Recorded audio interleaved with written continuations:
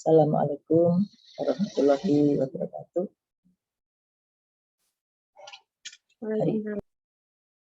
Hari ini kita akan belajar tentang bagaimana penerapan atau aplikasi manajemen sumber daya manusia di dalam agribisnis. Ada beberapa pokok bahasan yang akan kita pelajari di sini. Yang pertama adalah pengantar, yang kedua adalah kita akan belajar tentang karakteristik produksi dari kegiatan pertanian. Kemudian ada masalah-masalah apa di dalam ketenaga kerjaan di bidang pertanian. Kemudian bagaimana profil dari tenaga kerja di sektor pertanian, maka kita akan melihat bagaimana mengelola SDM itu untuk menyiapkan kualitas sumber daya manusia yang sesuai dengan kebutuhan untuk pengembangan sektor agribisnis. Baiklah, kita akan lihat bagaimana karakteristik proses produksi pertanian itu. Proses produksi pertanian itu berbeda dengan proses produksi di sektor lain, terutama di sektor industri. Yang pertama disebabkan karena sifat produksinya adalah musiman, dengan seasonable. Nanti pada musim-musim tertentu, kegiatan pertanian itu atau proses produksi bisa dilakukan. Yang kedua bersifat spesifik lokasi, yaitu hanya bisa ditanam atau dilakukan proses produksi itu di daerah tertentu dan sesuai dengan kondisi syarat tumbuh dari tanaman itu. Yang ketiga, pengambilan keputusan untuk produksinya bersifat individual. Kita tahu bahwa sekian banyak petani yang sebagai pelaku atau produsen di sektor pertanian itu, mereka mengelola usahanya sendiri-sendiri secara individu, sehingga semua keputusan yang terkait dengan produksi itu dilakukan oleh petani secara individu. Walaupun sudah ada kelompok-kelompok petani yang sekarang ini mulai digalakkan, tetapi sifatnya pengambilan keputusan itu masih bersifat individu. Nah, ini berbeda dengan negara-negara lain, di mana negara Cina dan sebagainya itu sudah melakukan keputusan penanaman ini secara kelompok, sehingga risiko dan risiko kegagalan dari proses produksi itu dapat diantisipasi secara lebih dini karena dilakukan manajemen secara kelompok. Kemudian yang keempat, sifat produksi pertanian itu dipengaruhi karena sangat tergantung dengan cuaca, di mana kondisi cuaca sekarang ini dalam keadaan ketidakpastian, maka ini akan sangat berpengaruh terhadap produksinya. Di samping juga secara ekonomi, harga produk-produk pertanian itu juga mengalami fluktuasi, tidak pasti harga. Kemudian yang kelima, daerah produksi utamanya terpisah secara geografis dari pusat-pusat konsumsi yang utama. Yang keenam adalah variasi biaya produksi. Di antara semua pelaku-pelaku produksi itu biayanya bervariasi.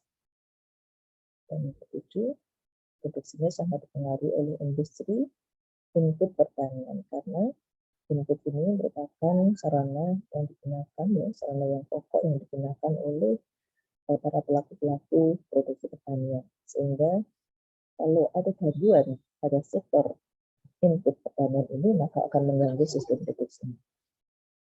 Nah, dengan kondisi proses produksi yang memiliki sifat yang spesifik ini, yang khusus, maka akan tentu saja hal ini akan berpengaruh terhadap manajemen sumber daya manusia. Dimana sudah kita pelajari bersama bahwa manajemen sumber daya manusia itu dapat dikelompokkan menjadi 3 kegiatan besar. Yang pertama adalah pengadaan SDM yang terdiri dari seleksi, rekrutmen, dan penempatan. Kemudian yang kedua adalah pengembangan, yaitu terdiri dari kegiatan pelatihan pengembangan dan pengembangan baru. Yang ketiga adalah pemeliharaan, yaitu terdiri dari kegiatan pemberian kompensasi dan hubungan perburuan. Nah, ini semuanya akan dipengaruhi oleh karakteristik atau sifat-sifat proses produksi pertanian yang spesifik. Nah, beberapa permasalahan sumber daya manusia atau ketenagakerjaan di bidang sektor pertanian yang kita sering Nanti di sini dapat kita identifikasi sedikitnya ada 5 masalah. Yang pertama adalah sikap mental, itu diantaranya malas, ya, enggan, rasa bodoh, tidak peduli. Kemudian kebanyakan tenaga kerja di sektor pertanian itu sudah berusia lanjut, pendidikannya relatif rendah, tidak memiliki atau lemah atau kurang di dalam jiwa kewirausahaannya, karena ia melakukan proses produksi sebagai suatu way of life saja, bukan merupakan sebuah bisnis. Ya. Jadi orientasi bisnisnya masih belum terbangun dengan sepenuhnya. Ini yang kelima, permasalahan itu terkait dengan kelembagaan, lemah dan belum efektifnya aspek kelembagaan petani. Ini dipengaruhi oleh tadi ya kondisi petani yang sikap mentalnya lemah, usianya lanjut, pendidikan rendah, lemah jiwa kebiasaannya, sehingga dorongan atau motivasi untuk membangun kelembagaan tingkat petani itu juga masih rendah. Belum berkembangnya kelembagaan yang berorientasi pada aspek ekonomi berkaitannya, belum ada jiwa wirausaha. Kemudian masih rendah minat mengembangkan kelembagaan petani. Jadi 1-4 ini akan berdampak pada lemahnya sistem kelembagaan petani. Nah, oleh karena itu kunci utama di dalam melakukan pengembangan agribisnis itu adalah SDM. Nah, untuk bisa mengembangkan agribisnis dengan baik, maka dibutuhkan SDM yang memiliki kualitas sehingga akan mampu mendukung program-program pengembangan agribisnis.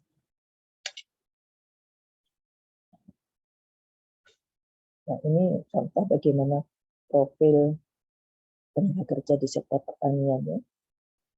Ini data pada tahun 2015 dari BPS. Kalau kita perhatikan di sini, yang terbesar itu adalah pada kelompok pendidikan SD. Di mana di sini dibedakan ada tanaman pangan, tanaman hortikultura yang merah, yang hijau adalah perkebunan, yang ungu adalah peternakan. Pada sektor pertanian tanaman pangan itu merupakan sektor yang terbesar, tapi di sini pendidikan yang paling rendah, SD.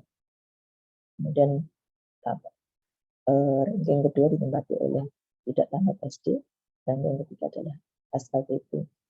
Ranking keempat tidak sekolah, ya. Dan kemudian yang kelima SMA, ya, SMK, dan pendidikan diploma kecil sekali. Dari tabel ini menunjukkan bahwa memang tingkat pendidikan tenaga kerja di sektor pertanian itu relatif rendah. Mayoritas adalah SD. Nah, dalam rangka untuk meningkatkan mutu SDM dalam sektor pertanian, ada 4 strategi yang bisa dilakukan di sini. Yang disampaikan oleh Dr. Dick Penn dalam paper ini. Yang pertama adalah memperbaiki aspek kognisinya, yaitu di mana diberikan dasar-dasar tentang agribisnis, mulai dari teknologinya, kemampuan manajerialnya, dan pendukungnya, seperti masalah-masalah keuangan, pemasaran, maupun bagaimana manajemen operasi. Ini aspek kognitifnya.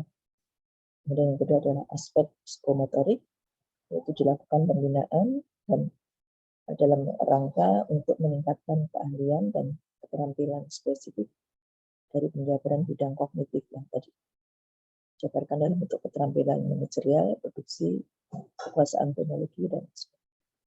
Kemudian yang ketiga adalah aspek afeksi, yaitu memperbaiki sikap mental, moral, dan etika agar SDM di sektor agribisnis ini lebih termotivasi untuk mengembangkan diri dan sekaligus mengembangkan sektor agribisnis yang dikelola. Dan yang keempat adalah membangun intuisi, yaitu merupakan kombinasi dari aspek kognisi, psikomotorik, dan afeksi ini, sehingga akan muncullah jiwa yang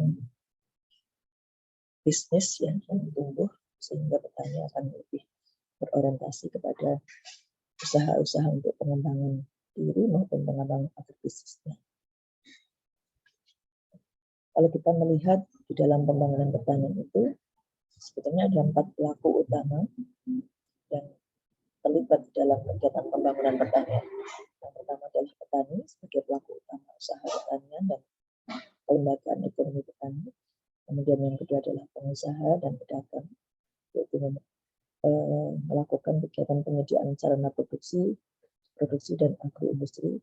Yang ketiga, aparat dan kelembagaan pertanian, baik secara struktural, yaitu yang terkait dengan masalah teknis dan administrasi, maupun secara fungsional, yaitu dibedakan ada penyuluh, peneliti, guru, dosen, tenaga fungsional yang lain.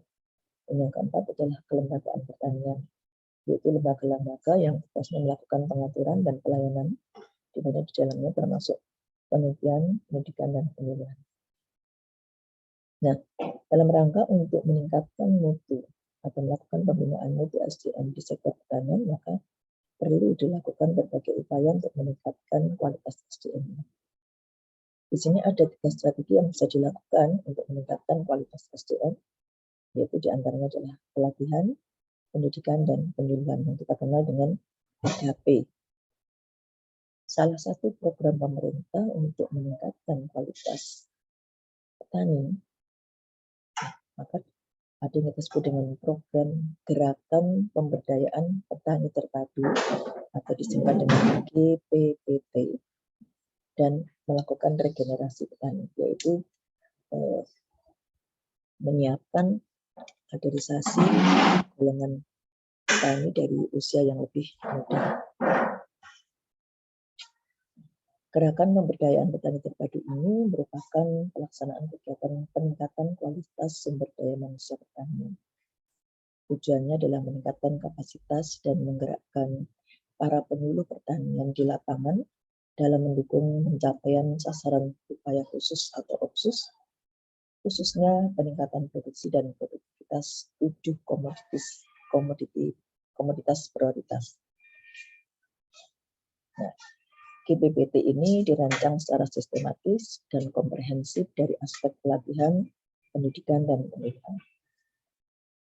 GPPT ini bermuara pada pemberdayaan petani agar mampu menjadi pelaku utama yang handal dalam penerapan teknologi yang terrekomendasi guna meningkatkan produksi dan produktivitas komoditas prioritas dalam satuan kawasan berbasis kelembagaan petani.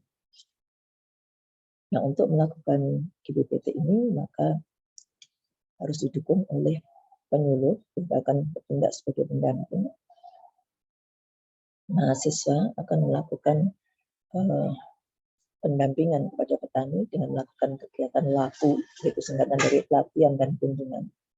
Jadi di sini mahasiswa secara intensif untuk melakukan latihan dan kunjungan kepada petani ke rumahnya, supaya petani di dalam menerapkan teknologi yang diajarkan itu dapat berjalan dengan baik. Kemudian yang ketiga adalah melibatkan juga unsur bintara pembina desa, disingkat dengan Babinsa, untuk menjamin agar program ini berjalan dengan baik. Nah, GPPT ini dilakukan melalui penubuhan kelembagaan petani yang disebut dengan POKTAN atau kelompok tani, atau gabungan kelompok tani atau maupun koperasi.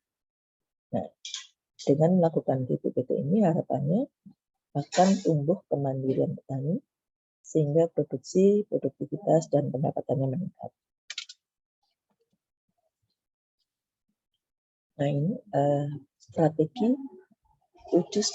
yang bisa dilakukan dalam rangka pemberdayaan petani melalui gerakan pemberdayaan petani terpadu. Yang pertama adalah penyiapan SDM pertanian melalui TOT, Training of Trainer, jadi untuk pelatihan untuk melatih trainer-trainer dalam bentuk diklat teknis maupun diklat tematik di Balai Penyuluhan Pertanian, Perikanan, dan Kehutanan. Di sini dilatih seorang trainer yang nantinya akan menyampaikan hasil pelatihannya itu kepada para petani. Kemudian yang kedua, strategi kedua adalah dengan melakukan peningkatan kinerja penyuluh. Yang ketiga, peningkatan kapasitas BP3K, yaitu Balai Penyuluhan Pertanian, Perikanan, dan Kehutanan, sebagai kelembagaan penyuluhan pertanian pemerintah yang terdepan dan merupakan pos simpul koordinasi atau posko pelaksanaan program dan kegiatan pembangunan pertanian.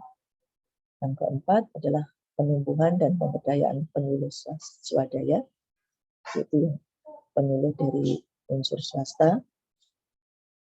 Yang kelima, pemberdayaan kelompok tani atau POKTAN di daerah sentra-sentra produksi 7 komoditas pangan strategis nasional.